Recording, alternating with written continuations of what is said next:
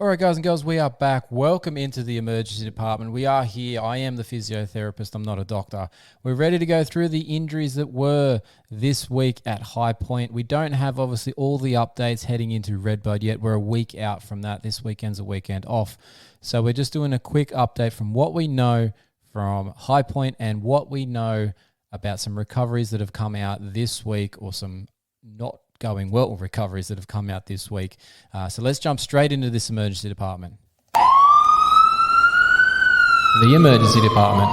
All the injuries, all the gory details, and when they'll be back on track. It's the list you really don't want to be on. I say this every week, you don't want to be on this list, ever. But we're always getting people adding themselves to this list. It's just part of moto. As we say, injuries are a part of moto with that hashtag sign. All right, let's get straight into it. It's going to be a short one. We're just running through, like we said, the injuries from the round at High Point. And now, quickly, before we do that too, if you're watching on YouTube, just a reminder, this is a segment that is taken from a full podcast episode, so you should be checking out the podcast. And if you're listening on the podcast, we do a funny, cool little video with all of this content over on the YouTube channel, so you should be checking out vice versa. So remember that. Like and subscribe if you're on the YouTube channel. Follow and give us a rating on the podcast app if you haven't done so already. All right, Justin Cooper. Star Racing Yamaha rider had to crash in qualifying at High Point. Went down hard, managed to get himself in an awkward position, head, and throat and chest into the handlebars as he fell off. And unfortunately, that's been an injury that has ruled him out of those two motos there. He had to get ambulance or, emergency lift out of the venue, taken to the hospital to be for further monitoring. He had issues with his throat closing over, as in the swelling, creating it hard, a real issue with it being hard to breathe there. Now, as you will all know, if you feel your throat, there's not much to it, right? There's nothing protecting it there. There's no big muscles, like you say, your pec or your butt, that's overlaying that area. Everything the structure is superficial. All this bit here that I'm feeling in the front of your throat, your Adam's apple, all that's all cartilage. You've got your windpipe underneath that is held structurally around by the cartilage there. You've got your vocal cords just in behind that as well. And then we obviously head into the neck. Now, I wouldn't be surprised that Justin Cooper had a bit of whiplash with that injury, but also the main part was that he's whacked this front area of his throat. And potentially, caused all that to swell. Ideally, he hasn't broken anything from a cartilage point of view, because if he does, that's a bit of another complication altogether. It can then also, that cartilage can then be what pushes into the vocal cords. Now, that then creates a husky voice, that whole deep, I've got the sore throat sort of thing going on. Ideally, that's I don't want to have that happen. If I talk too much longer like that, it's going to stay that way. But that's what will potentially happen, right? Now, you'll see in some contact sports, moto, Kyle Chisholm's an example. If you ever listen to Kyle Chisholm, he's got that really deep, husky voice. He's actually got a piece of cartilage that's pressing on his vocal cords and makes it hard for his vocal cords to operate in their normal manner, hence the deep voice. So I wouldn't be surprised to hear Justin talking with a bit of a deeper voice in the next week or so, especially if there's just still swelling sitting in those vocal cords, which will probably be the case for 2 weeks or so. But ideally that all goes away and he hasn't done any more damage to that cartilage in that area. But we won't know until we see him. The team indicated as part of their update after High Point that they expected him back at RedBud, but we're a week out from RedBud. You don't know if that's going to be the case yet. We'll have to wait and see. Stick around on the AlwaysMoto updates on our socials to see when we're at RedBud if his bike will probably be there, but if Justin Cooper is there himself or not. All right, let's move on. Marshal Weltin, that HEP Suzuki rider, has been out for a couple of weeks now. Sorry, he's been out for a week, but he had the injury over at Thunder Valley, tweaked his knee. Its update is that it's his left knee that's out. We don't know how he's going with that. There's been no further updates from his team or from him on both their team PRs or their on their social medias. I just wanted to point out that there is the risk that this is the injury that he had back in October before Supercross, or right at the end of last year's motocross series where he tore an ACL. Hopefully it's not the same knee, because if he has injured that same knee again, potentially redone that ACL, that makes this whole process a lot more complicated. Hopefully it is just a minor like MCL sprain, which is the medial collateral ligament, the inside of your knee, not the one in the middle of your knee. And hopefully that's just a minor sprain that he's got there, not a major tear, and he can be back soon. But we'll have to keep an eye on that. It might be that left knee again. could be a problem, could not be. We'll have to see. Again, we'll check out at RedBud. We'll see if we can provide an update on that as we go. Tristan Lane is out with an injury. Now, we don't know the details of that, but it can't be too bad at the moment because he's managed to go and use this time off wisely, in my opinion, to go and have some LASIK done. He's been spotted with the RoboCop glasses that you'll see if you're watching on the YouTube video. And he's trying to improve his eyesight so he doesn't have to use contacts anymore. Now, as a contact user, I'm not actually a candidate for LASIK myself, unfortunately. But yeah, he's obviously was, and he's decided that when riding a motorbike, it's rather difficult to be using contacts. I know myself, they bounce around. It's always hard to get them to stick to your eye correctly with all the dirt and stuff that flies around. So he's tried to remove that issue for him, and hopefully that works well. And by the time he gets back on the bike, he should be all good to go. But for now, he gets to rock those RoboCop glasses. All right, Tyler Stepik is out at the moment. We tried to check in with him, but he wasn't able to give us an update at that point in time. We'll check back with him as well, but he's out for the foreseeable future. Bit of a sad update coming through this week on Christian Craig's new podcast that he's popped out.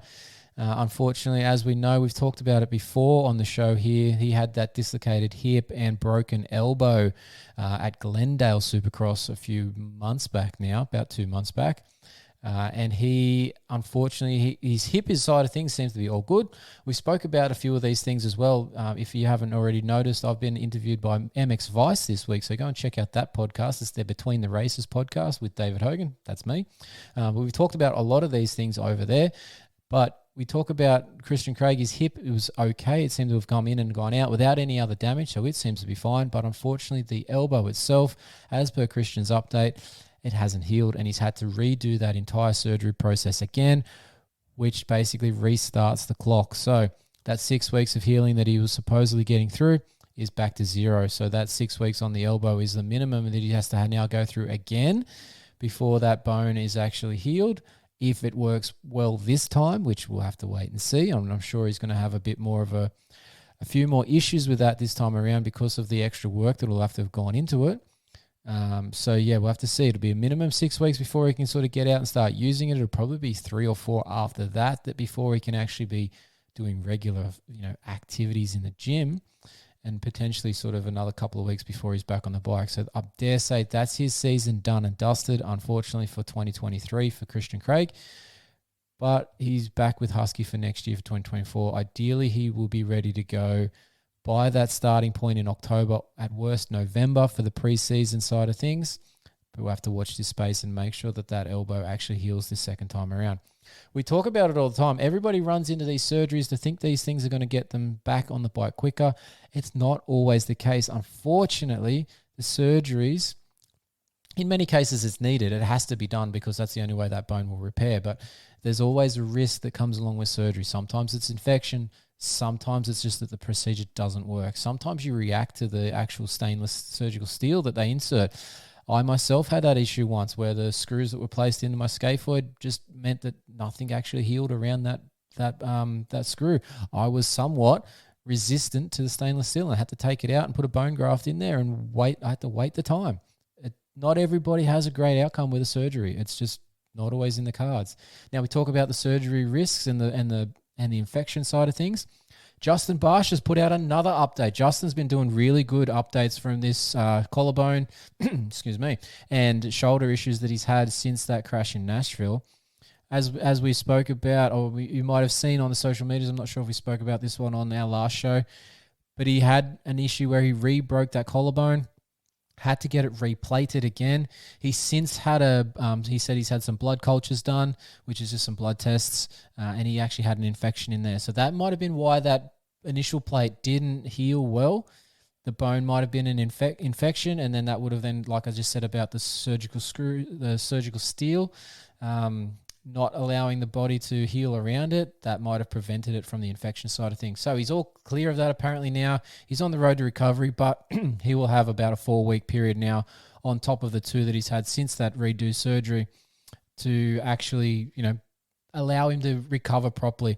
He's got multiple holes that were screwed into that bone now, one from that first plate being inserted, one from the second plate being inserted because they wouldn't have reused those same holes. So he's got to have all those things fill back in because they're all weak points in that bone. So it's a real fragile collarbone at this point in time. He's going to have to wait that full 6 weeks before he gets back on the bike. So that's going to put him very much later in the season, if at all, We'll have to wait and see how that goes. He should be fine. It's a collarbone. As much as collarbones seem like a simple bone, they can be a big pain in the ass when it comes to recovery. I know myself, unfortunately. All right, and then we move on. Jason Anderson, will he be ready for RedBud? We don't know. It's a week out from RedBud. He will have been on the bike for about 2 weeks by that point. If he is ready to go, I dare say he'll be there. But if he's not ready to go, will he turn up to Southwick the week after? Maybe not. Might not be the best one to come back to. It's probably one of the harder ones of the season to return to. Maybe he waits it out till the week after at Millville. We'll see how that all goes. Similar story for the Pro Circuit Kawasaki crew. Seth Hammaker, Jett Reynolds, Carson Mumford, even Austin Forkner can be thrown into this mix now. They're all out at the moment. They're all on the recovery path.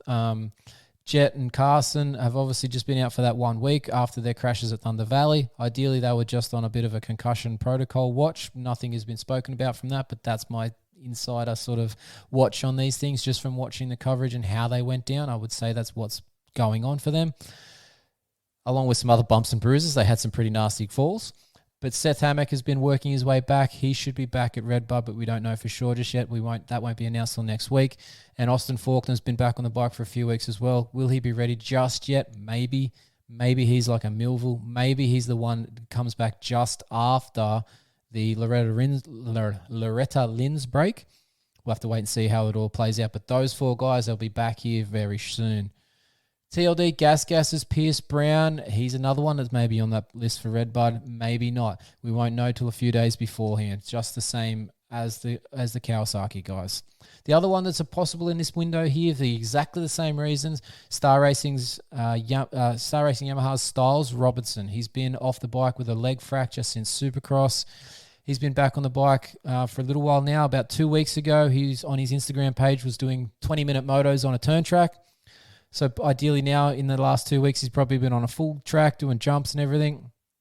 Is he ready for RedBud? We will find out here shortly. So there's a few people that we could be potentially back this week at RedBud. If not, they'll be back very, very soon. And then, like I said, that break from the Loretta Lynn's group for the amateurs for the 2 week period there. That first race back at Unadilla will when you'll be seeing the rest of the guys. If they haven't made it back by then, they'll all be back at that point. And obviously the ones that have major injuries won't be all back. When I say all be back, it's a bit presumptuous of myself there. But that's the updates this week. It's a nice short show. Check us all out on the YouTube channel or on the podcast. We'll take a break here on the AlwaysMoto Podcast, and that's the end of the YouTube video. Thanks for watching. We'll see you next week. Take a break here, guys, on the AlwaysMoto Podcast.